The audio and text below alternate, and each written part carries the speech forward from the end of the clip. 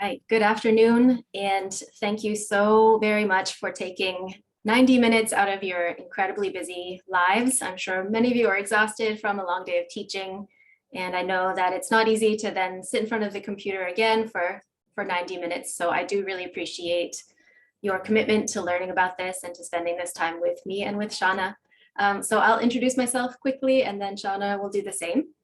My name is April Perkins, and I'm the English for Speakers of Other Languages and Bilingual Program Specialist at the Maine Department of Education.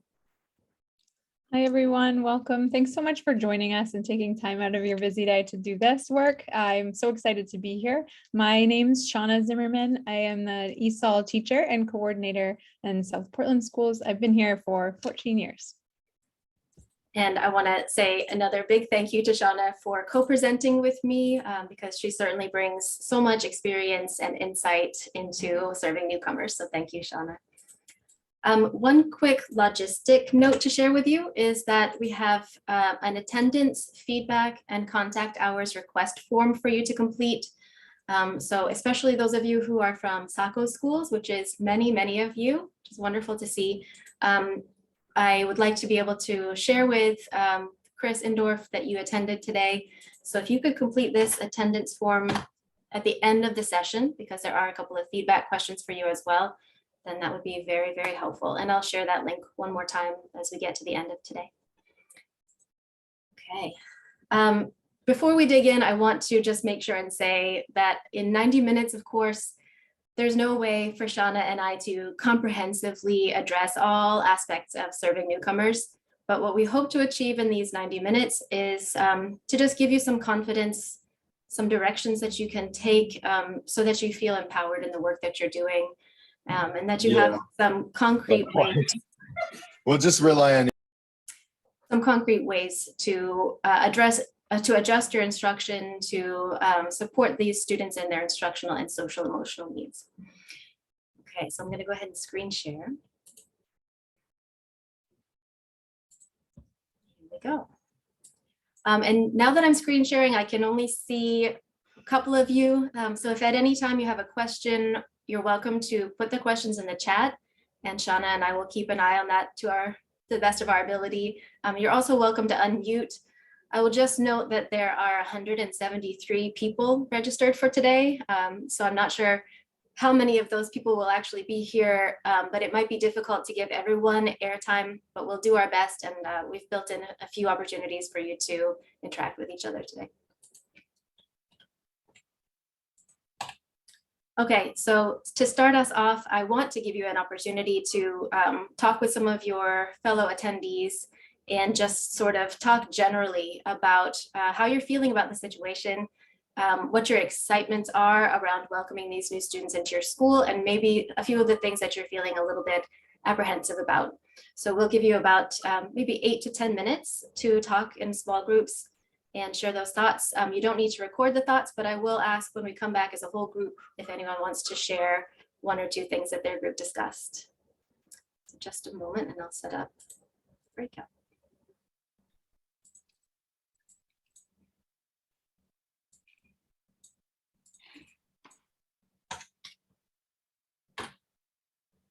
Oops.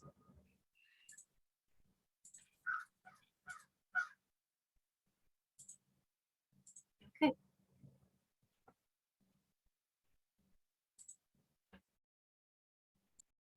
All right, so I hope this meeting is being recorded. I hope that was enough time for you to get to know each other a little bit and to hear each other's thoughts. And I want to just start before we dig into a little bit of a debrief, just start by saying that we recognize this as a really incredible opportunity for our state. Oops, I hear some echo. So if you're not muted, if you could please mute, that would be helpful. Thank you so much. And it's a definite cause for celebration that we have the ability to welcome these students and to provide them with a high quality education. So this is a remarkable time in our state's history, and we really are, as the Department of Education, we're really excited and eager to support you in doing the very best that you can as you welcome these students into your schools. And I'm sure that everyone who's here probably feels that same excitement and also probably feels a little bit of uncertainty or apprehension because this might be very different from teaching that you've done before, or it might feel very different. And so I hope that today's presentation, like I said earlier, will remove some of that apprehension for you. But let's ask maybe just 2 or 3 people to share some of the highlights of the conversation that you had, if any common themes emerged, what thoughts you're feeling or feelings you're having.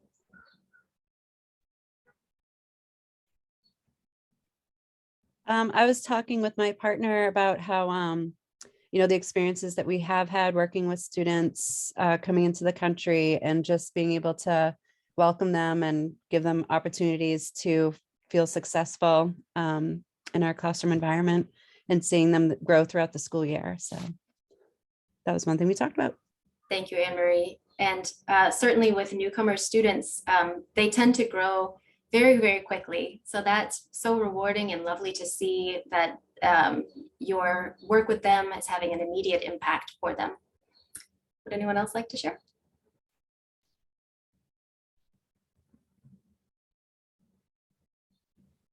I think in our group, we were saying that it's a good opportunity that I think we have had in the school that I work in. We've had certainly students, and I do think we can fall into a pattern when there isn't a large amount of really using our ELL person to do communication that might normally be done by the classroom teacher. So I think it is a good opportunity that you're kind of forced when you have a large amount, it kind of naturally shifts that for people being more comfortable with translation, apps and things like that in terms of communication. So I think that's an exciting part of it. So speaking for myself, that'll kind of push me to do more rather than kind of use the resources we have, which will hopefully make them feel more integrated in the school.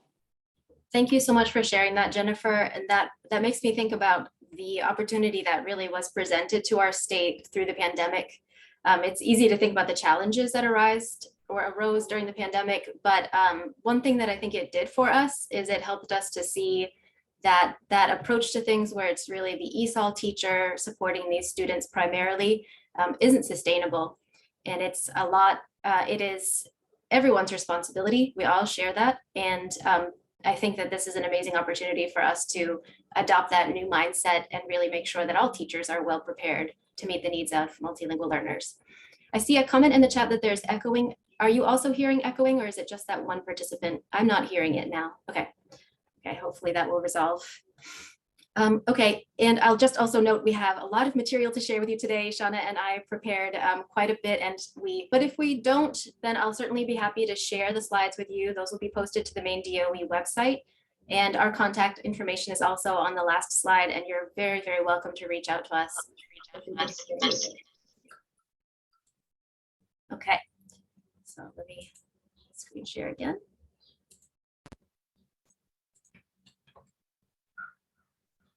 Okay, so today's session is focusing on 3 main things. First, helping you to get a deeper understanding of who our newcomer students are, then touching on some general strategies for welcoming and inclusion, as well as some strategies for social and emotional well-being and instructional strategies. So these are our learning objectives today related to those 3 things we just touched on. And I recognize that there are many people in the room today for whom working with newcomer students may be completely new. So I want to start from first time even thinking about what a newcomer student is and just give you some very general foundational understanding of that. So a newcomer student, generally when we talk about newcomers, we're talking about those who are multilingual. And I want to also note that there's been a change in the terminology that the Maine Department of Education uses that we're also encouraging schools to use, where in the past we referred to students who are in the process of acquiring English as English learners. We've shifted our terminology to calling those students multilingual learners. And the purpose of that is to make sure that we're using the most positive asset-based language that we can, and recognizing that the primary trait of these students is not the fact that they are not yet proficient in English, but in fact that they have oftentimes multiple languages spoken in their homes and communities already. They have many, many assets, and we want to emphasize those. So multilingual newcomers have a primary or home language or languages other than English, and they are in the process of acquiring proficiency in English. Oftentimes, newcomer students are also either refugees, asylum seekers, or asylees. And just to clarify a little bit of those terms, a refugee is a student who has been granted permission to enter the US prior to traveling here. And it's a long and arduous process to be granted refugee status. And Maine is home to many students who are refugees and their families who are refugees. But we're also seeing a lot of newcomers who are asylum seekers, which Shawna will go into some detail in a few moments about the journeys that they take to get here. But an asylum seeker essentially is someone who arrives at the border of the United States and at that point declares asylum, saying that they needed to leave their home country due to a number of dangerous situations.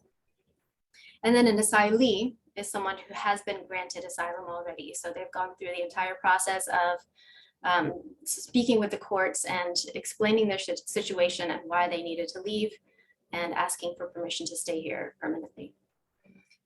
Oftentimes newcomers might also be children of migrant workers. So that's in the state of Maine, those families tend to be in the west and in the north of the state.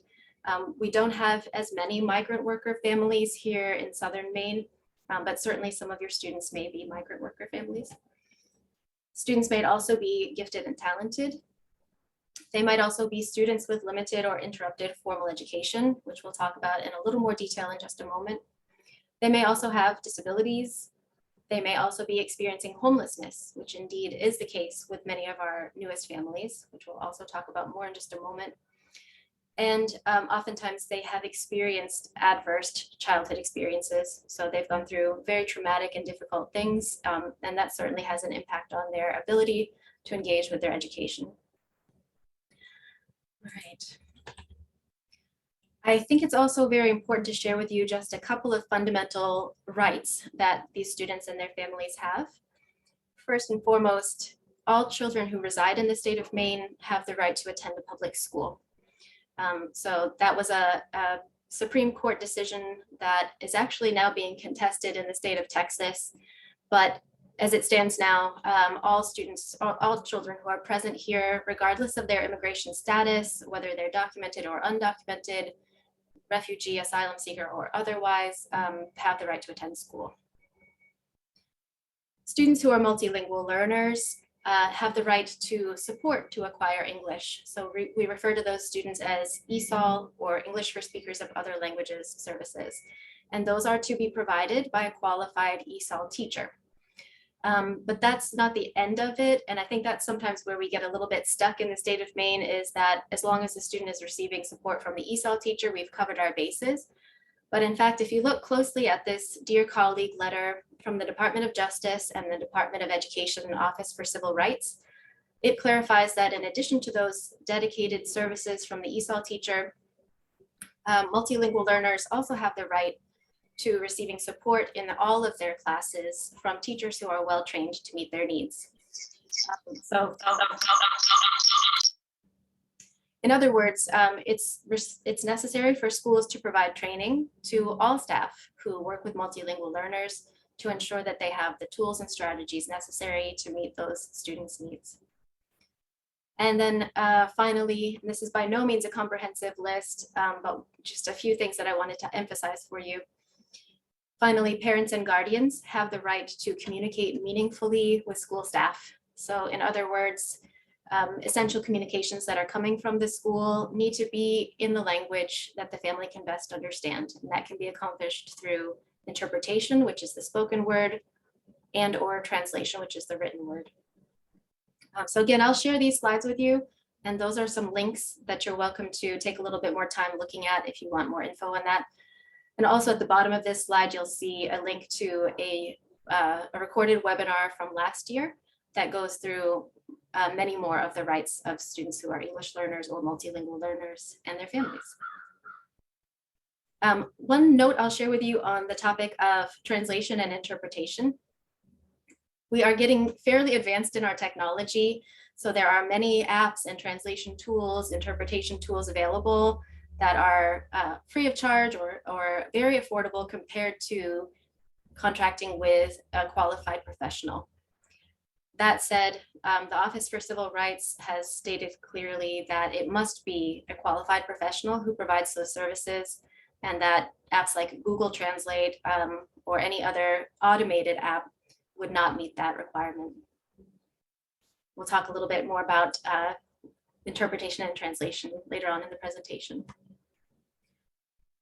So a moment ago, I mentioned that many of our newcomer families might also be experiencing homelessness. And so I wanted to make sure to highlight for you that there's a program that students might receive support through, which is the McKinney-Vento Homeless Assistance Act. And each of you has within your school district a homeless liaison who is responsible for identifying and supporting families who are experiencing homelessness. And there's quite a bit of support available to them through the McKinney-Vento Act. And Amelia Lyons, who is our McKinney-Vento education consultant, is very happy to answer any questions you may have if that is relevant to your students. Shawna. Great, thank you. One thing I would add about the McKinney-Vento Act is their right to have school choice within that school year. If they were a McKinney-Vento student at the beginning of the school year, they have the right, whether or not they remain in their first school, or if they were going to transfer if they do find housing in a different city. And so that can have some, unique implications for districts as well. So I would like to share with you a little bit of the background of some of our newcomers that we've been welcoming and we expect to continue to welcome into Maine. In South Portland over the last 9 months since the start of the school year, we've welcomed over 400 students, and we've been we felt so lucky to welcome so many of them. I think in a year that education was kind of difficult for a lot of us to re-enter into full-time education, it's been really refreshing to have so many students who are so excited to be here and so excited and eager to learn. So that has been something that we've really enjoyed.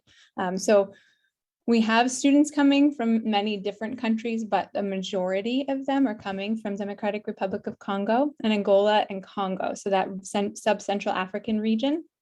And a few, about 10 years ago, there was a conflict, and it's continued and it's ongoing within this region. And so there's been a lot of displacement. I think there's an estimated 5 million people who have been displaced in this region.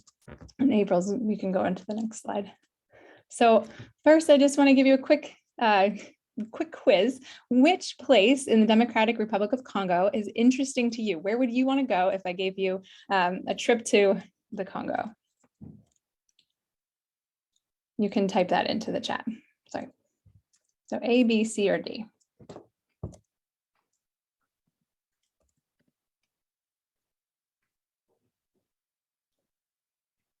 That's fun to see, like what interests you.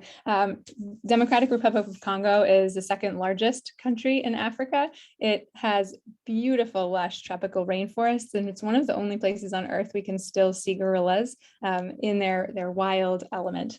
They have 242 spoken languages, and they have a bustling city. I would love to visit there someday.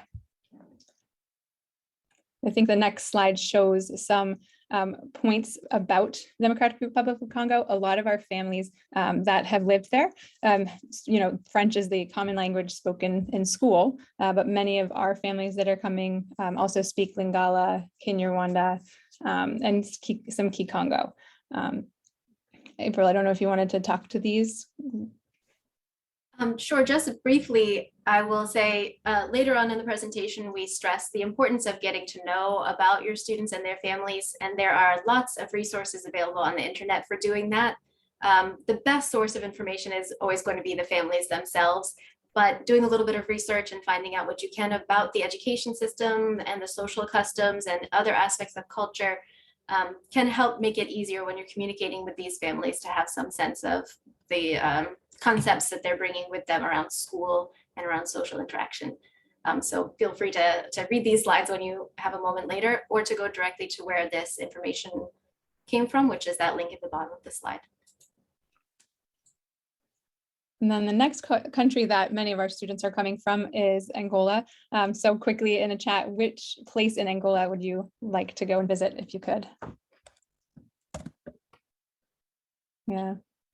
So Angola is a coastal country, so it has beautiful beaches. It also has some of the most beautiful waterfalls in the world, and it has a beautiful city as well.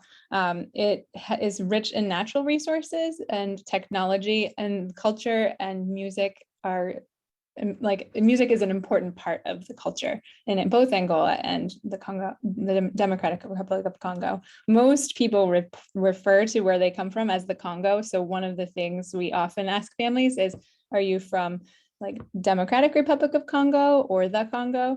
And they often would say Kinshasa for Democratic Republic of Congo. They refer to the country by the capital. And so again, this next slide is just giving you a little bit of a brief overview of this region, but an important distinction, I think, when you're welcoming families from both regions is recognizing that Angolans, if they've been to school, may have some Portuguese. So their foundational language in school is Portuguese, and then many other Bantu languages as well. And just a quick note on this slide before we move on is to say that it's very important to make sure you're asking families and students about the languages that they prefer when it comes to interpretation and translation, because they may, for example, on the language use survey that all families complete, they may indicate Portuguese as a language spoken in the home, but the child may actually only understand Lingala. So when you're working with the child in school, if you provide Portuguese supports, that might not be as helpful. So just getting a clear picture of the language profile of the student and the families is a good thing to do.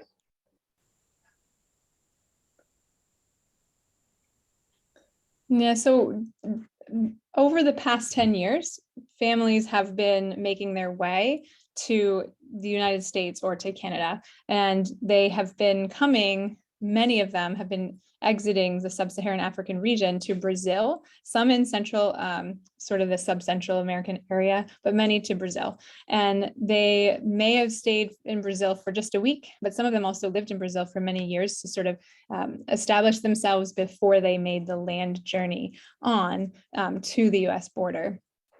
And so on the next slide, it kind of talks about, you know, if they're coming from Brazil, they go through many different countries. There's a few different routes that people take, but it is very dangerous. They often hire smugglers, guides, and it's sort of luck of the draw. You hope that you get someone who's kind and who's leading you the right way, but they're, you know, sometimes they can't be trusted.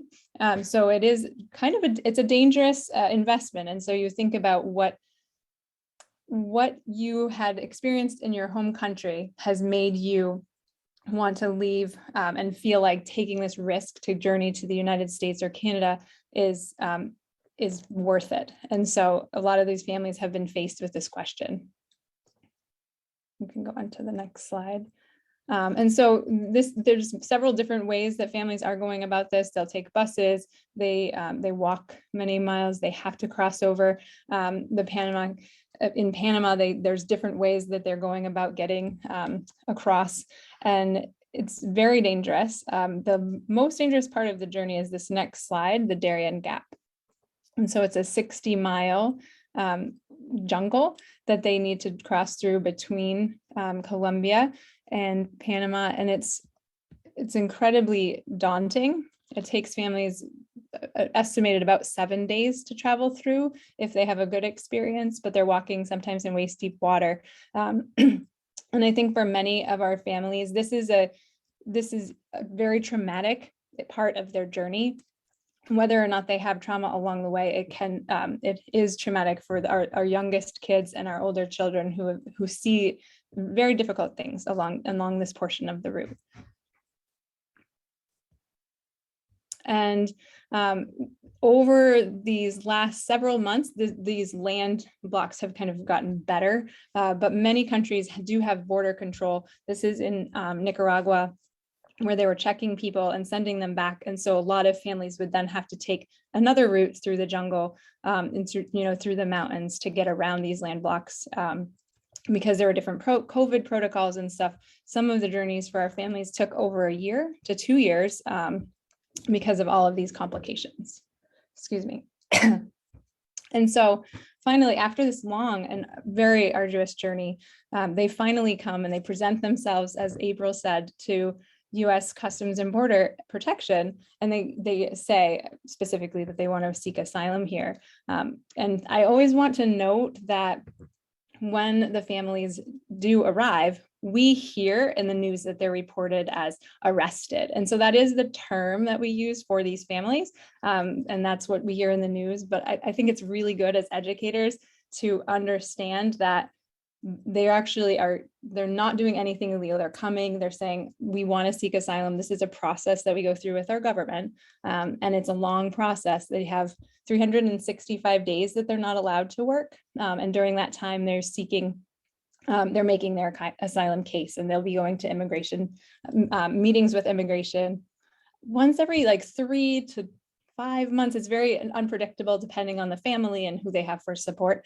But I think it's good for us to recognize that sometimes you might see paperwork and it might say that they were arrested or they were detained, and not to be intimidated by that. It's very intimidating language that you'll see written on there, but they didn't do anything wrong. They're here seeking asylum. One other thing to note is that the process for acquiring asylum, as Shawna said, is very long and difficult. And I just saw recently in the news an article about the Boston office where many of these families work through in order to get their asylum cases processed, having quite a low acceptance rate, so that many of the families who go through this incredibly arduous journey to arrive here, they're on pins and needles, really unsure of their future because they're not guaranteed to receive asylum. So that adds in a very significant level of stress for families. Yeah, and to that note, April, I would also say that a lot of the journey, these families were looking forward to arriving in the United States. They have a vision of what it will be like once they're here. They feel like it will be safe. It will be, the end of this long, difficult journey. And it's not always the case. There are still so many barriers for them. And so just being aware of how that can, at first there's this initial excitement, and then there can become a little bit of a buildup for frustration for the families as they see that there's challenges along the way still, just being aware of that. And I think that April and I both have things to say about this slide. So excuse me, many of the families, because of this long journey, have missed, up to a year of education, but some even more before that, depending on when they left their country, depending on what type of fleeing they were doing in their own country, they may have missed up to several years of school. And so it's important to be aware that they're not only entering a new country with a new language, but they may have some interrupted schooling along the way. Thank you. And so this definition that's presented on the left is I believe, is this the working definition that South Portland is using? Or is this from us? Okay, so we have a group here with the department called the Multilingual Learner Advisory Council, and we've been working on establishing a definition of what a student with limited or interrupted formal education is, so that schools can really identify them and make sure that they're targeting supports to them that are needed.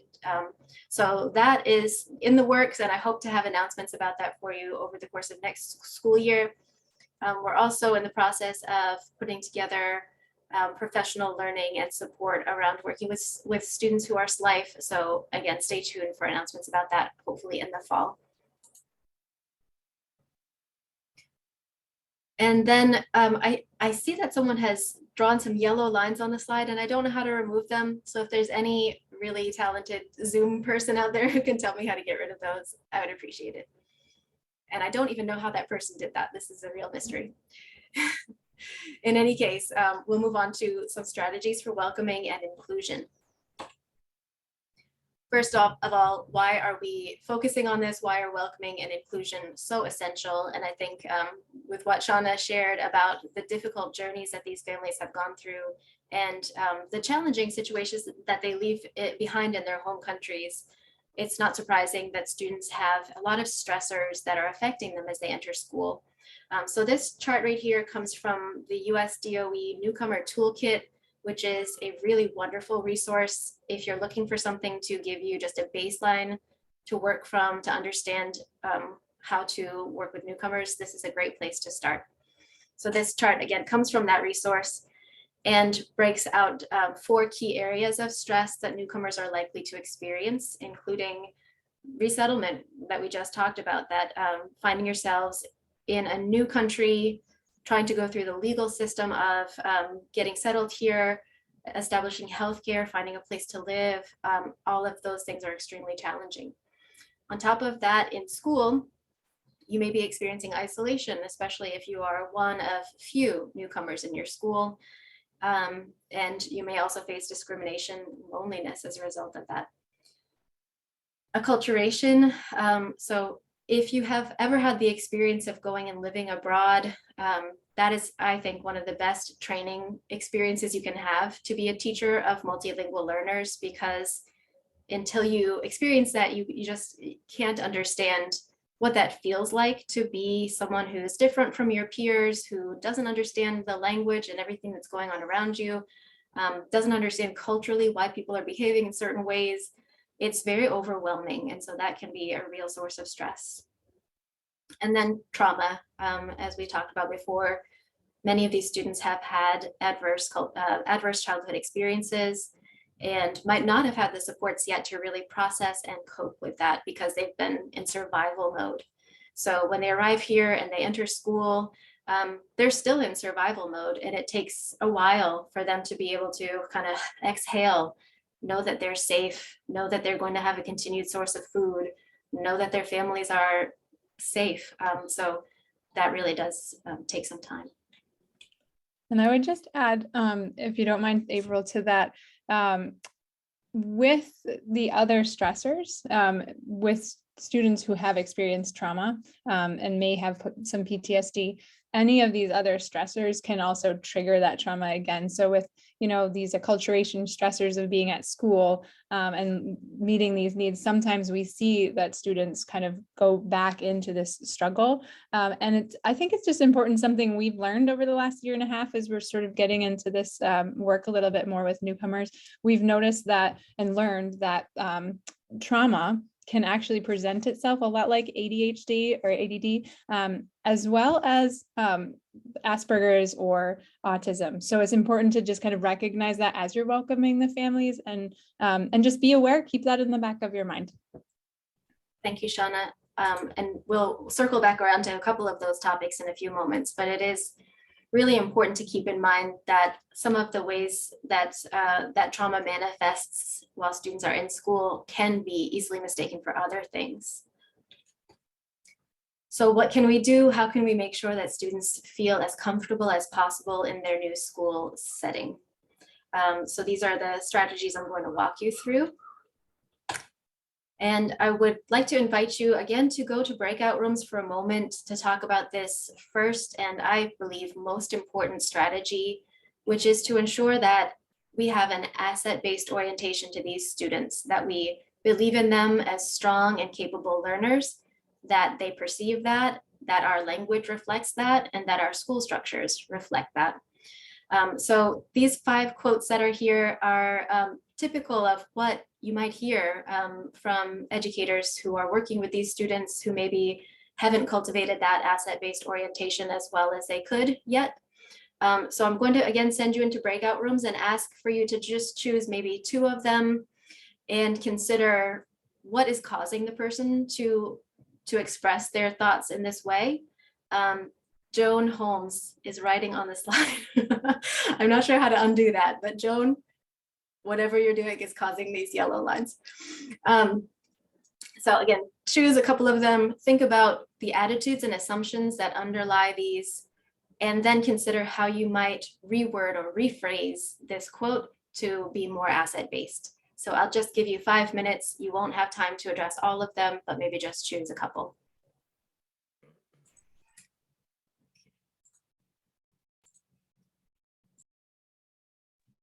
This meeting is being recorded. All right, welcome back. So let's do a quick debrief. If you discussed the first one in green, the student doesn't speak a word of English. What did you say about the attitudes that underlie that and how we could rephrase that in a more positive way? I'm Tara. TJ, we talked about this one, and the underlying assumption is great. Like, how are we going to communicate with this? They don't even know what we're talking about or what we're saying. Oh, this will be good or whatever, But the rephrasing of that, isn't this so exciting? We have a little sweetheart joining our classroom that has a completely new language that they can teach us and we can learn from. Yeah. Thank you so much. Yeah, and making the focus more on what that student has as assets and can bring and can do for your school community, and what that student can do. Because the way that this is written, it's really focusing on the deficit of what they don't have, but we know that they have many incredible talents and skills. How about the orange one? How can I be expected to teach this student math when he doesn't understand anything I say?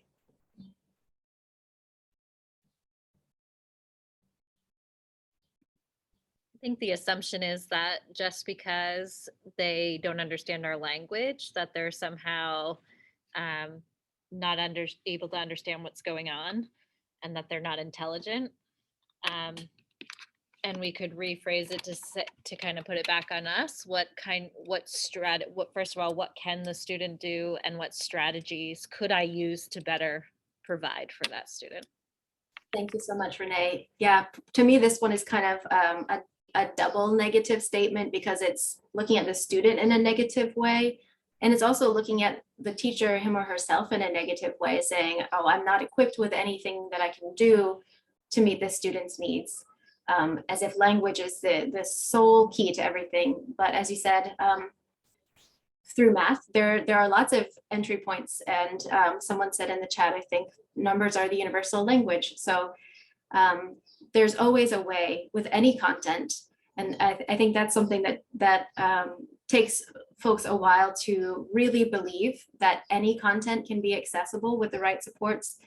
But I've seen it happen. I know it's true that with the right scaffolding, a student can learn any content that you want them to learn, regardless of their level of English.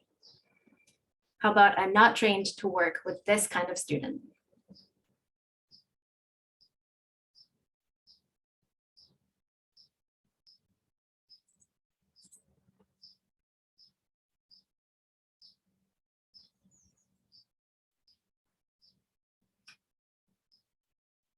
Okay, perhaps no one chose that one, and that is fine. How about, our school is not able to handle this influx of newcomers?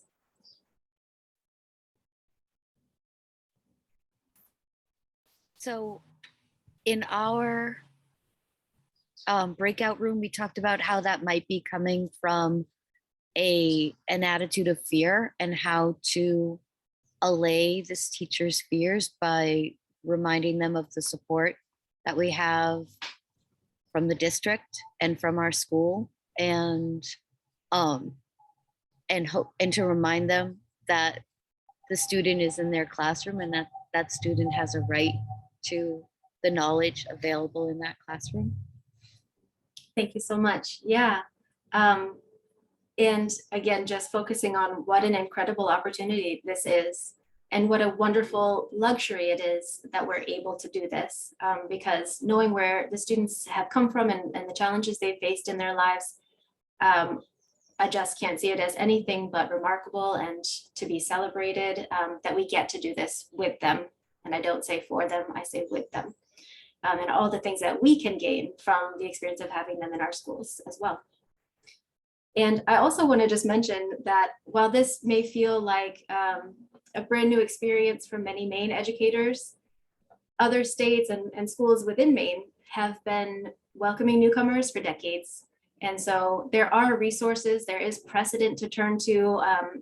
It can feel overwhelming perhaps initially, but just know that there really are supports available to you through your school and district, and also through the department.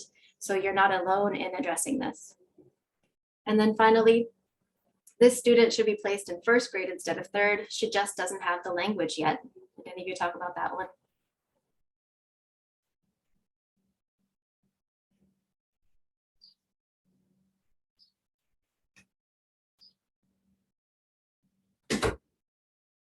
Okay, well, I'll just briefly say about that. Students have the right to be placed in the grade that is most appropriate for their age.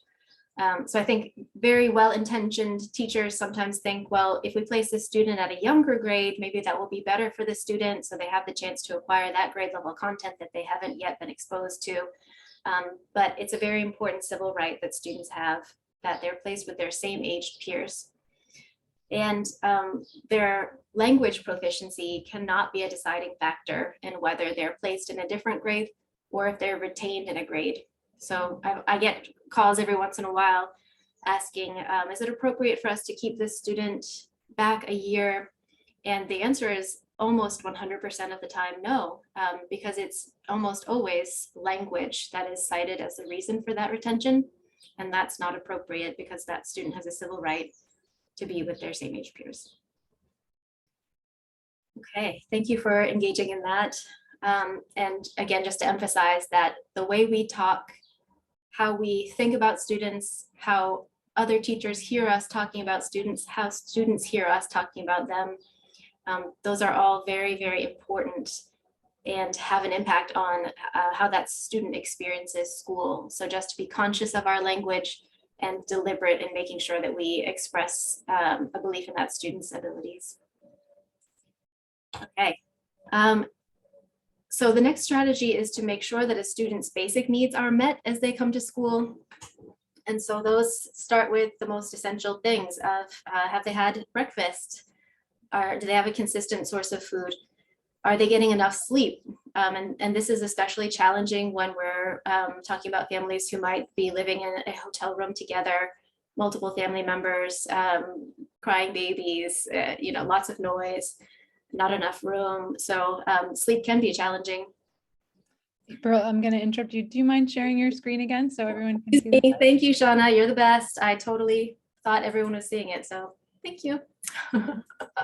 Seeing it. That doesn't mean you are. Okay. All right. So yes, enough food, enough sleep, a sense of safety and well-being. So if a student is coming to school highly anxious, really struggling with some mental health challenges, it's very difficult for that student then to be prepared to learn and to relax and be able to let their guard down enough to engage with other students and with their teachers. So there are resources to help make sure that these basic needs are met. As we talked about before, there's the McKinney-Vento Homelessness Act. So if you don't know your homeless liaison, that's a wonderful person to be in touch with. And then if you have students who qualify for the main migrant education program, there are supports available to them through that as well. And then your homeless liaison should have connections to many different organizations around the community, including food banks and soup kitchens, and organizations like Gateway Community Services that provide direct support to these newcomer families. And Maine Immigrant Rights Coalition is a great place to get a better sense of what's available in your community. They really bring together most, if not all, of the organizations that serve immigrants. All right, so again, related to cultivating that asset-based orientation, that we're also really focusing on the relationship between the educator and the student. Because until that bond is formed, until they feel comfortable with you, they know that they're safe with you, again, they're not going to feel as prepared and ready to learn. So in the beginning, although we may feel a lot of pressure to catch them up academically, especially if it's a student who has had interruptions to their education, catching up academically is really important, but that really isn't as possible until you've established the warm and trusting relationship. So I think that the best thing you can do is to just help that student to feel comfortable with you, to know that you're a safe person for them to talk to, that you're interested in who they are, that you want them to do well, and that you believe in them. So all of that can go very, very far in helping them have a positive experience of school, which then translates to better academic outcomes. I'll just quickly touch on the last bullet here, which is that you express compassion for them, understanding that the situation that they're in is challenging, but that we also maintain high expectations for these students, because I think we can sometimes fall into the trap of thinking, my gosh, he or she has been through so much. This year is probably just going to be a wash, or whatever it is that we might say to ourselves. But we need to look at these students and see them as future doctors, lawyers, homemakers, politicians, and really the sky is the limit for what they can achieve. So we need to believe that about them when we look at them so that they can also believe it and know it about themselves. Okay, so we've touched a few times already today on the importance of getting to know your students and their families. And that is also a way to help build the relationship with them. So this can be accomplished in a number of different ways, including interviews, just casual conversations through their classroom work. And you can find out about these key areas of who they are and what they've experienced in life that you can then leverage to help build a relationship with them, and also then to motivate and engage them in their learning. And then Shawna has a tool to share with you. One of my favorite parts of welcoming new Mainers is helping with their intakes. And I don't know if you click on the link, or do you want me to share my screen? Just a moment, I'll grab it. I'll put the link in the chat for everyone if that works. Yep. Oh, and I can't share my, I'm not able to share my screen, but I can kind of talk people through it as they open it too. And so what we were able to develop, and this really came from the work that Portland has done over the years too, and they shared this with us. And so we meet with each individual family and we get to know all of the background information about the family. These names I made up with some of the most common names we've been hearing recently. And I'll go back to names next, but some of the things that we've talked about today, we kind of collect that information initially to be able to share with teachers. And so, really focusing down, if you go down to student educational history, at the bottom of page 1, we ask for each student what languages they speak, and whether or not they just speak, they speak and understand, and whether or not they can read and write in those languages. We also ask if there's any articulation concerns in their dominant language. We ask the questions that are always on the home language use survey, and we ask them pretty explicitly and have a conversation with families about what that means and then what their background is with English. And then we have kind of a list of questions I'm kind of highlighting here. Hopefully you guys are looking at that. We try to get to know what age they entered school, because different countries have different entry points, and then whether or not it was public or private, and what their experience has been over the last several years. Were they attending regularly? Were there interruptions? How did COVID affect their education and consistent education?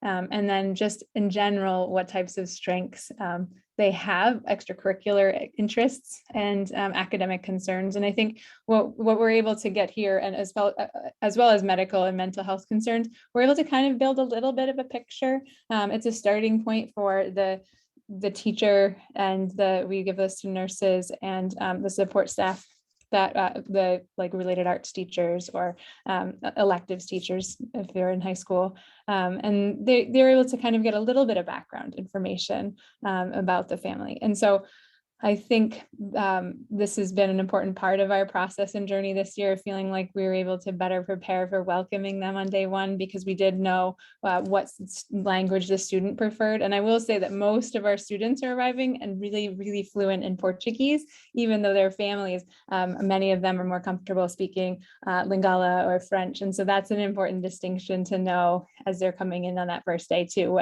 what's the difference in what's their preferred language. And so this next part at the top kind of leads into the next slide that April has, which is how to sort of really empower teachers to be able to say names correctly. And so we kind of figured this out late in the game this year, but I did this recording, but typically I ask the family to record the way that they pronounce their children's name. And so I'm able to just kind of highlight the name and then make a voice comment. And so I'll just play this for you. This is just a simple app in Google that you can add.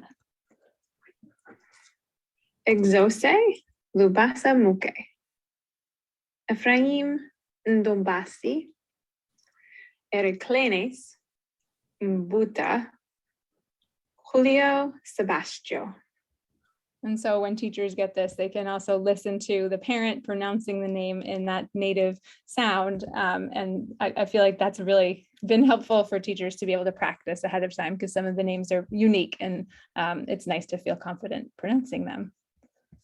That is so cool, Shawna. I love how you did that. That's really a great way to approach it. There are some other tools online as well, including Voice of America and Name Shouts, among many others, that that you can go and look up a name and include the country of origin for the name, because it's important to know also that depending on what country a student is from, the name pronunciation might be different, or even within one country, it might be different. So asking the family directly and recording it like that is a great strategy. And then for yourself, sometimes the mispronunciations result from stressing the wrong syllable. So if you make a note on your paper, this is the syllable I'm going to stress, that can help. And then also if you have a way of spelling it out that makes sense to you phonetically so that you can remember, that's a good way to practice it too. And then this TED Talk here, if you have a moment to watch, is a really wonderful TED Talk from an educator in Michigan who expresses just why it is so essential to make sure that we are saying students' names correctly. And I love this quote from Dale Carnegie at the top there. Okay, so again, back to communicating in different languages, which has come up a few times already today as well, that schools do have a civil rights obligation to communicate with families in the language that they best understand. So if you're looking for a translation or interpretation agency, the link at the top of this slide will take you to a list of some options. But it's also really important to make sure that in your common spaces, your front office, or wherever it is that families are engaging with school staff, that you have some notices posted that indicate their right to receive interpretation and translation, like this one here from the Department of Health and Human Services that lists out many of the common languages that are spoken by families here in Maine. You might also have a language identification card. So again, when you receive these slides, you'll be able to click on that and it will take you to a card that lists out many, many languages. And then if you don't yet have a phone interpretation service contracted for your school district, that's something that is really, really helpful, because there are times when you need someone then and there in that moment to address an important and urgent need for translation or interpretation. So having someone you can just pick up the phone is very, very helpful.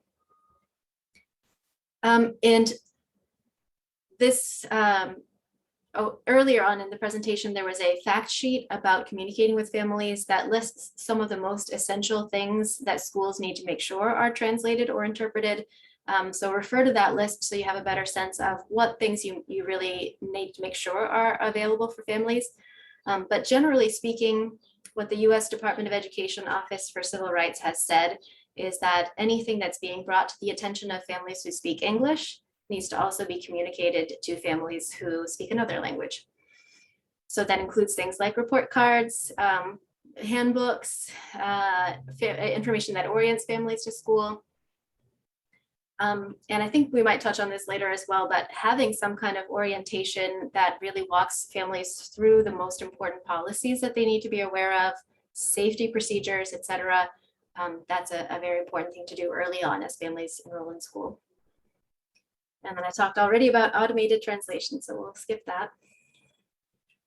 And we spent a lot of time thinking about how to support the newcomer students and how we as educators can do our best, but it's also really important to make sure that the peers of these students are ready to welcome and receive them into their classroom. So here are some specific things that you can do to help prepare their classmates, including, I think one of the best strategies is to use books, especially for students in younger years, picture books that talk about the refugee or immigrant experience. So there are a couple of titles here that you might consider. And then for older students, if you're able to leverage documentaries and news stories to help give them some perspective on where students are coming from and why. And then inviting guest speakers into your classroom who are from the home culture of your students can be a really great way to help develop some empathy and insight.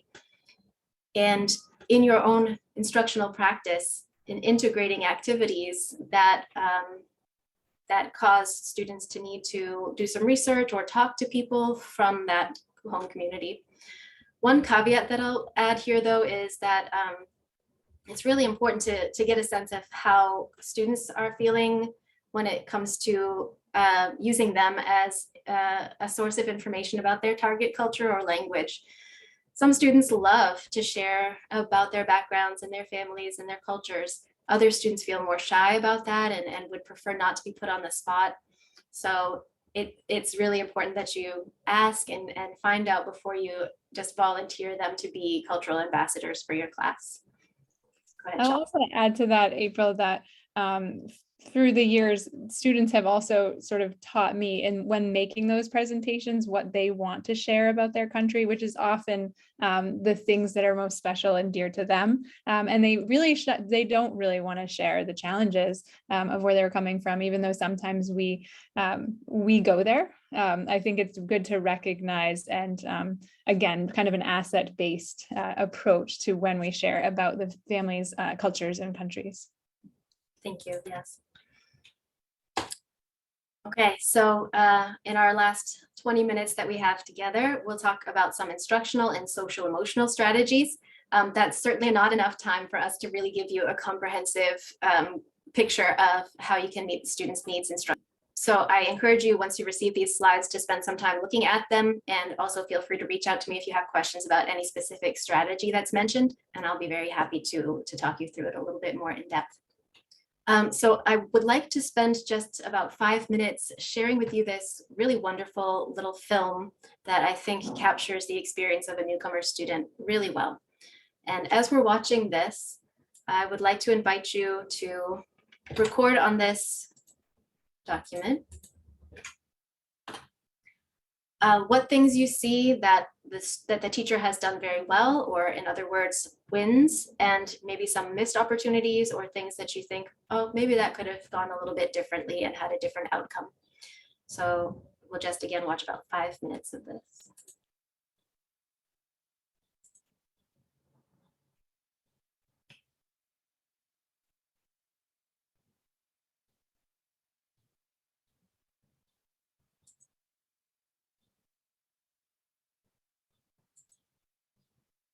If it will play.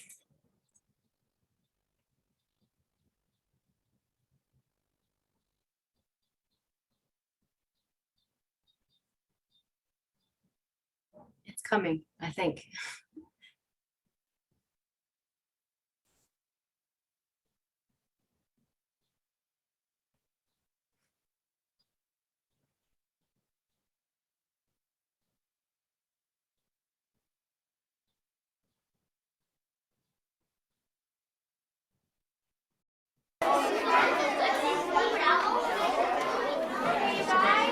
We have testing all week this week and next week. The tests are going to be hard, but that's all right because we're going to try really hard. Isn't that right, Cameron? Yes, Ms. Peters. Okay, great. Everyone listen up. So we're going to want to work on we get ours from the answer and the information in the story, okay? We're going to go ahead and test, practical test, and try this actus test. Oh, test, your test, open up. So we're going to page, you go to 3. First on page 3. ¿Qué dijo? ¿A poco va a empezar el examen? No, es una práctica.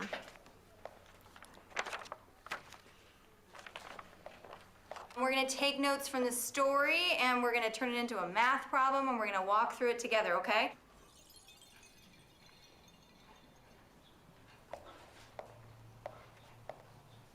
So the boy ran 3 blocks.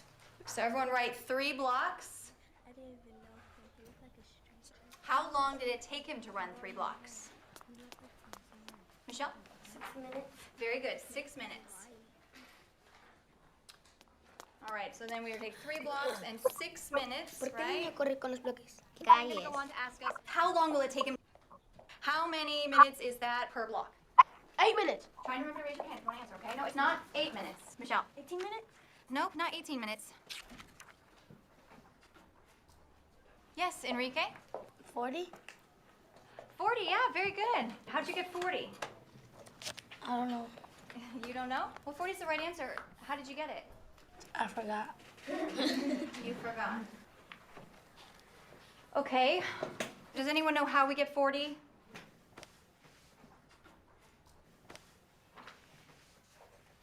Yes, Moises.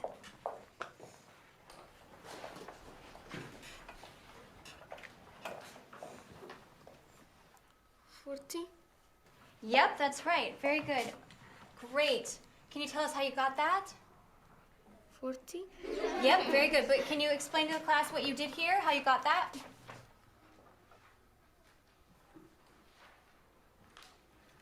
40. Okay, all right, you guys, settle down. I feel so dumb. Joe, do you want to lose your recess? No. Okay, then.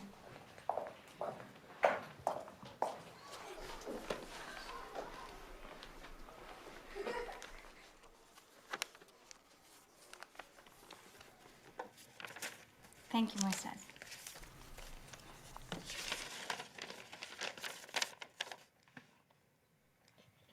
Can you help me, please?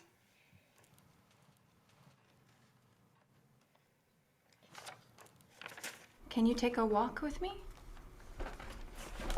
I don't want you to worry about the test, okay, Moises? Sí, estoy preocupada sobre el examen. La directora Rosa dijo que todavía tenemos que hacer. Just try your best, okay? Do you understand? Not importante. Sí, sí es importante.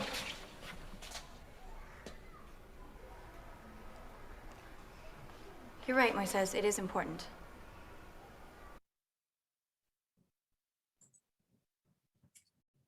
Okay, so I encourage you, if you have the opportunity, to watch the full video. It's called Immersion. You can find it on YouTube. The whole thing, I think, is like 12 to 14 minutes long. But it's I think, a very powerful way for us to put ourselves in the perspective of the student and understand what it feels like. So I'm going to take a peek at your answers that you shared on the Google Doc.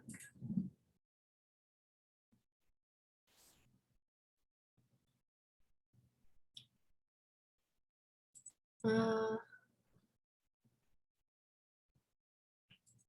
here we go.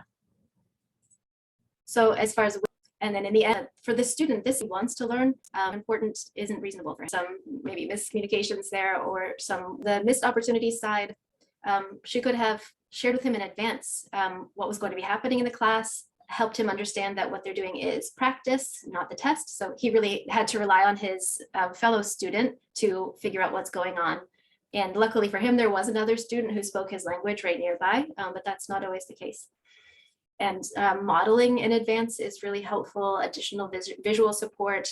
So it would have been a great thing for her to pre-teach some of the vocabulary, not only for this particular student, but many of the other students in the class might have benefited from that explicit vocabulary instruction. And then a number chart, maybe a bilingual resource for him to refer to. Talking slower, more slowly might have been helpful. And then having him kind of be put on the spot and asked to explain his work. I wonder, did she have an understanding of his level of proficiency and what he can do at that level of proficiency? Clearly his math skills are strong. So it was an opportunity for her to really celebrate that and praise him for that. But instead it ended up being a moment where he probably felt very insecure and not successful in what he had just achieved. Okay, so wait time, group work, and pre-teaching. Great. So you all clearly have, or many of you seem to have some really good understanding already of what can be done to support a student who is a multilingual learner. And in our last 12 minutes or so, Shawna and I will go through some more specific strategies. So let me share screen again.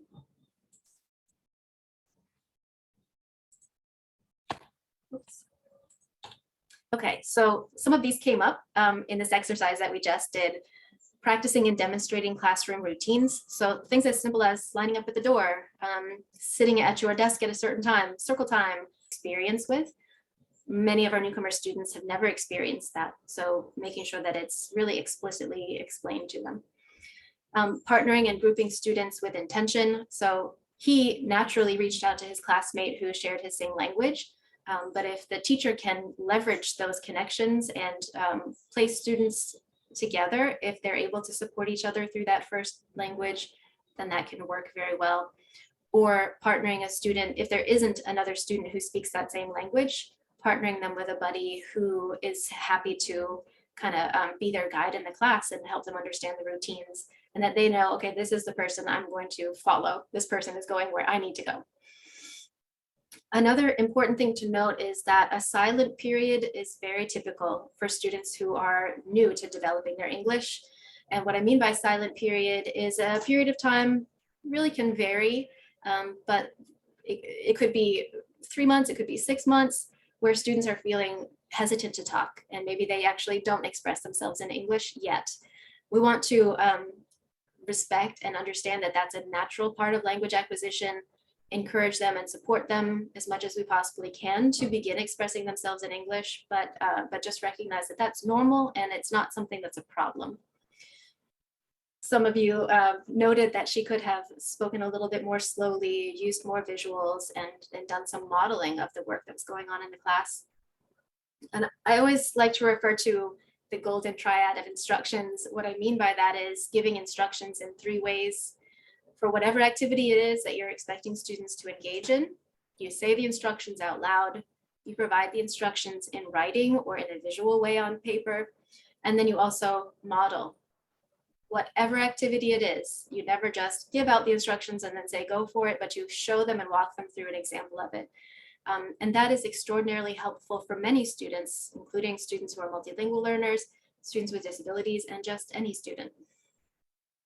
Even myself, when I'm in a presentation or a class and the teacher gives instructions, sometimes it just goes right over my head and I don't absorb it. So having something to refer back to is really, really helpful. Then leveraging their background knowledge, and this again goes back to getting to know the student. What is their prior experience with schooling? What standards have they already achieved? What can I use as a leverage point to get them interested in this content? And leveraging their language and culture. So there's a whole approach to teaching that is called translanguaging, which I would love to give you a full presentation on. But essentially what translanguaging is making use of all of the linguistic assets that a student has and using those in instruction. So in the past, teachers might have felt like, oh, this student has to speak English, or they won't acquire English, they won't acquire the content. But we know now that really using all of the languages that they have at their disposal is incredibly effective at helping them to acquire English and the academic content. Someone, I think, said share the plan in advance so that they kind of have a roadmap. Okay, this is what we're doing. These are the 3 things that I can expect to happen during today's class. That's also a socio-emotional tool, that they're not feeling difficult. They just have an expectation already of what's going to happen. And then very importantly, I think a lot of what needs to happen for a student who's a multilingual learner is that the teacher focuses in very strongly on the specific essential content that the student needs. There's a lot that we would like for them to know, but what do they need to know in order to be successful in attaining the objectives of the lesson? And don't just know that for yourself, but also share that with them so that they know, okay, today, this is what I need to make sure that I focus on, this is what I need to achieve, and this is how I know I've been successful at it. Shawna mentioned earlier, I think, about language and content objectives. Again, that's a whole other professional learning series that I'm happy to offer to you, but in integrating the language objectives in everything that you do, so that alongside all of your content, you're also helping students to gain that language that's necessary to work with the content. That's a very quick sentence to express a whole field of education, but we can certainly provide more trainings throughout the course of next year to support you in doing that.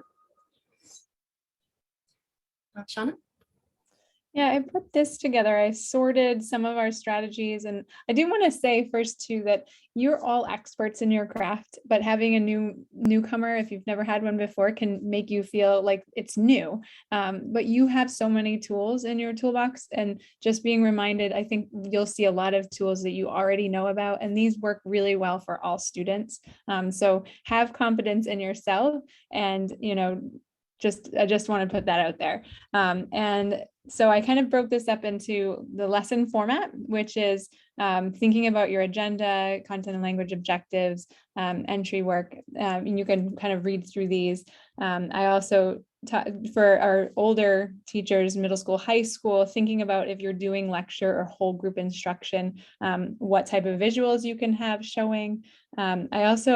It's important to remember that it can take 12 to 20 interactions with a word for it to stick in our memory and for us to be able to then use that. And so students are being exposed to so many words that it can take quite a while for them to start to get more confident with using their content language words. And different class activities that can really help engage our multilingual learners, especially, and then the scaffolding with different independent work. So you can take the time to look through these. I know we're running out of time and want to be respectful. And then on the next page, we also, if you consider specific strategies for your classrooms, put that into Portuguese or French as well. That can be helpful. Consider using have entrance activities and accessible activities for when they first come into their peers, and whatever it is, if it's a coloring activity when they're entering in the morning or the bell work is translated, all of those things that help them to feel like they can enter the room and feel success right away. Frequently checking in if you've given directions to the whole group, and then you go back and review the directions for those students. And then labeling the classroom can be really fun, and the new student can participate and teach other peers the language as well. There's so many strategies that we could give you. I think the only other one I would want to just really emphasize, as well as especially like our elementary classroom teachers, you're so good at welcoming students in those first 6 weeks of school and giving them the routines and the structures. So think about, you might have a student that joins you in October or November, but go back to those first days and those routines that you do and review them, and have your matriculating students be your teachers and to help reinforce for the newcomers. And so socio-emotional strategies, really there's so much connection between instructional strategies and socio-emotional strategies, because instructional strategies help to lower that student's affective filter and make them feel like, okay, this is something I can do. But some specific things you can do, we've already talked a lot about that asset-based orientation and how essential that is. Also, anticipating transition shock. This used to be referred to more often as culture shock. But transition shock is really a very specific kind of stress that students and their families might experience just from the sheer effect of relocating to a new country, even if it's for a totally good reason. Establishing yourself in a new culture and language tends to go through similar patterns for people, where in the beginning they might feel really motivated and excited about their new environment. After a period of a few months, it's very normal to plunge into a pretty significant feeling of depression. So just to keep your eyes open for that, try to notice the signs of it. If students are kind of withdrawing, or if they're just not seeming like their usual selves, to be aware of that and then provide support. And to make sure students know that is potential, that could happen, and that you're ready to be there to support them if it does happen.